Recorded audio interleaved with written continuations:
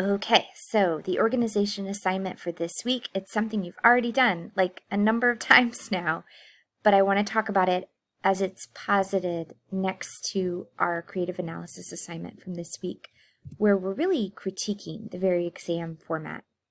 For FRQ1 and FRQ2, the new criticism approach, of course, requires you to attack the text having no knowledge of its context and no knowledge of what sorts of historical and philosophical impacts that text might have had.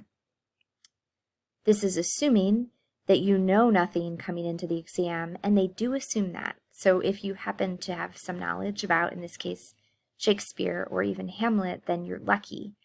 They won't pick something as well known as Hamlet. As you saw, though, they will pick Shakespeare.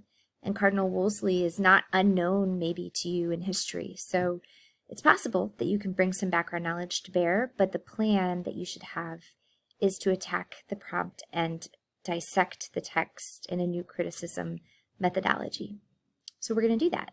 We're going to do that just as we have, but now we're going to do it in that meta space, knowing the limits of our work and knowing what those limits can create. Of course, limits can be where you achieve real excellence. It's what the entire concept of organized sports is all about. Okay, so we're going to do a timed write in that spirit. 40 minutes, or the time that you're allotted. Set a timer, prepare your workspace, enjoy the exciting and maybe anxious feeling of not knowing anything before you open up that prompt. There is a kind of beauty to the lack of preparation.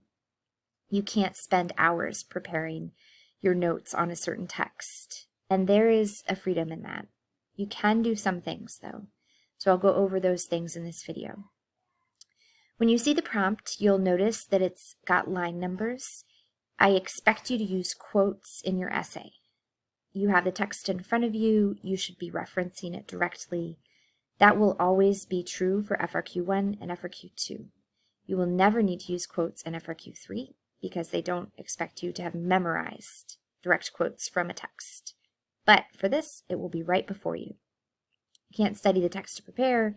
You can't deepen your observation of character or setting. You can't know the historical context. And so all you can do is these things, my recommendations. First, jot down a quick list of the major lit elements in a text. These are the big 6, right, from the curriculum: characterization, setting, narrator, structure, word choice or selection of detail, and lastly, figurative language, or as I put it here, imagery, symbolism. It's kind of all the same. You won't analyze all of those things, but it gives you a complete view of, as I look at this, as I approach this, where are my lenses? How do I want to look at the meaning of this passage? And you'll imagine these as those 6 channels that you can go to, knowing that you're probably only going to pick 3, maybe 4, maybe even 2, depending on how much you have to say about a given thing.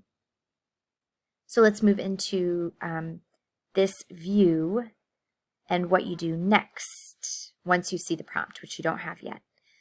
You'll prepare to attack the prompt, and just in your mind know this will always be the language of the prompt.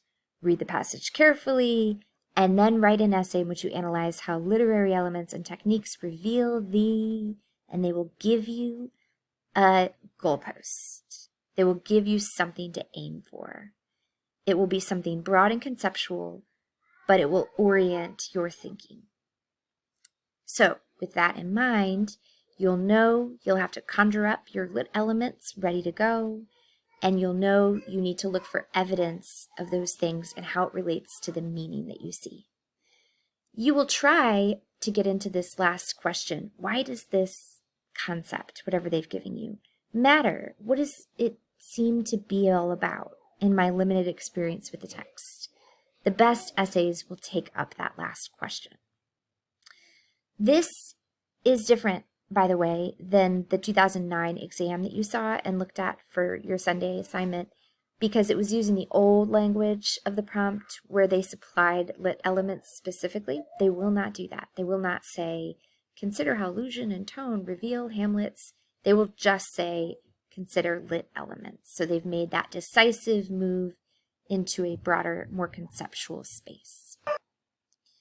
All right, so steps 3 and 4, you're going to gather your evidence, you're going to interpret your evidence, and then you will ask questions of your evidence. You do not need to make a chart as you're trying to understand this. Certainly you can, but for me, it was always a list. It was always just a quick list on the left with my notes in the side. The interpretation step, where you're really making meaning of the evidence you've gathered, is the commentary, and this is where you find your claims. What is going on with this? Why is this? What exactly do I see here? Using those questioning moments to find your big claim and then your subclaims. And of course, your big claim is your thesis. You'll find your best 2 or 3 categories of evidence interpretations, and then those will form your body paragraphs. Put them in the best order so that they build to your most important points. So those are the steps, and they're not that revolutionary is the word I'm looking for. We did this already back in the last unit. So I took you through how you should be approaching the crime and punishment timed right. And the same thing is true here. The truth is, it's probably pretty natural. When you're going through this prompt I'm about to show you, you're going to want to know what's happening. You're going to want to find the meaning. You're going to want to see, why is he acting like this? So in doing that and questioning yourself in that way, you will naturally be collecting evidence, interpreting it, gathering it up to make your claim. So the steps here, is perhaps just making concrete and explicit the innate steps that you use to get to your analysis. All right. So when you're ready, you can click on the prompt. It's linked to the slideshow. It'll also be linked in the lecture, and I'm also going to make sure it's in the Wednesday message. When you're ready to write, there you go. Click on it and give yourself 40 minutes. You will definitely have a chance to revise these, just so you know. We're not going to revise them immediately. We're going to let them breathe, and we'll come back to them on purpose after we've read this part of the play. But you don't have it today. Today, you just do your best with what you have. Good luck, and let me know if I can help.